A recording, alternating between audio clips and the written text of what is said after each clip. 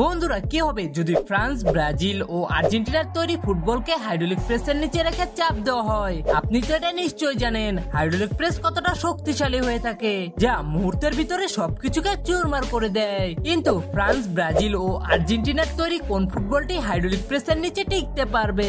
চলুন দেখে আসি। সবার প্রথমে ফ্রান্সের তৈরি ফুটবলকে হাইড্রোলিক প্রেসের নিচে রাখা হলো।